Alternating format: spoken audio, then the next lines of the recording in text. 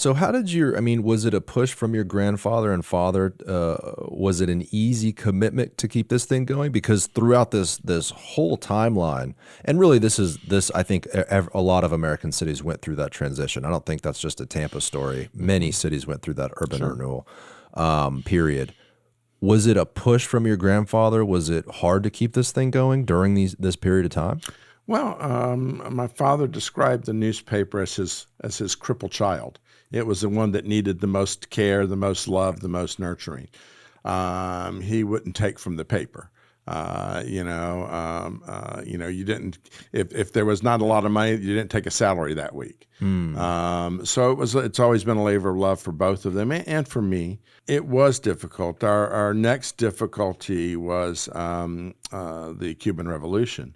My grandfather was hated Batista. He felt Batista was a horrible dictator, and our newspaper had supported getting rid of Batista for 10 years.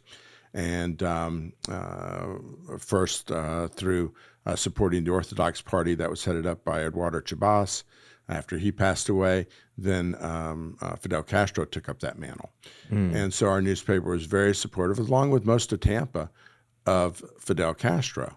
And so after that revolution went south on us, and Cuba became our enemy, the immigrants who had come here from that were a lot of people who were in Batista's government. That was the first wave that came over. Hmm. And so they really hated Castro, and they also hated everybody who supported Castro because they lost their power. And so our newspaper was protested. People threw red paint on the building to try and mark us as communist.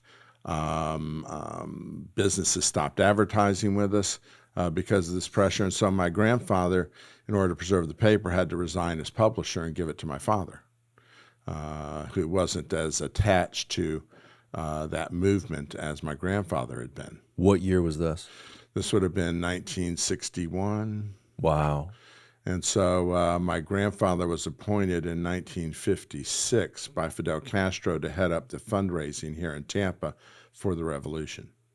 And Cuba, I mean, the story after that gets deeper with the Cuban Missile Crisis and the relationship to Russia and the trade embargo and the Sure. blockades. I mean, it's like, it's kind of interesting how close Cuba is, but how prominent it's been in international politics here in America for so long. I mean, we're talking about 60 years ago, Sure. and it's kind of still a conversation. Sure. And there's so many Cuban Americans here in Tampa. What's the kind of fast forwarding to today, just so I understand? Sure. What is the relationship today, maybe not nationally, but locally with Cubans? I mean, your family's Cuban, to the current administration and Cuba in general. When two Cubans meet on the street, you have to determine when your parents came over to know who you're talking to Okay. and know how to not insult or to get into a fight over politics. So most of the Tampaños who've been here came from Cuba, came here because they wanted to work in a cigar factory, they wanted to be in America, they weren't fleeing anything, they were coming here. Then you have the group of people who came over, the Batistites, who were people who were going to end up in jail, who were going to get prosecuted because they ran the secret police. They were part of the Batista government. They were part of the repression. Those people got out in 1950, the end of 59, early 60. Then you got the group who came over because they didn't like what was happening. They didn't like the nationalization of industries. They were losing their stuff. The Batistites got out with their money. The second group, a lot of them didn't get out with their money or the property. And so that group, so the group before Castro loved Roosevelt, voted for Kennedy, were Democrats. The group who came out during Fidel's, the 60s, early 60s, are all Republican. They hate Kennedy. And so there's this two different worlds there. Interesting. And then, of course, then afterwards you had everything from Peter Pan Cubans, the ones who came over in flights. Their parents stayed behind. They flew their kids down Then you had the Mariellas, the people who came over during the Mariella boat lift. Then you have immigration today. And so if you've immigrated in the last 20 years, all you've known is Castro. Right.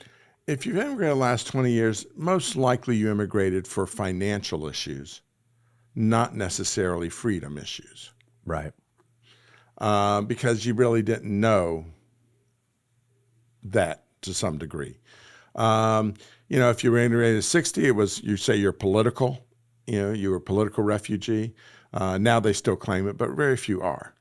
And so, like I said, you have to kind of figure out who these people are, because if I'm talking to somebody immigrated in the last 10 years, they still have family there. Right. They still care a little bit about the Cuban economy. They still care that their family has a place that's decent to live in. If you came over in the 60s, you probably have all your family over here now, and you really don't have any stake in Cuba other than what you used to have. Mm. And so you're a lot more harsh about how you want Cuba treated because your people aren't there. It's not your grandmother who's going to suffer if there's no milk in Cuba. Right. Hey guys, if you want to watch the full episode of this clip, click right here. Make sure to subscribe by clicking right here. Thank you for watching.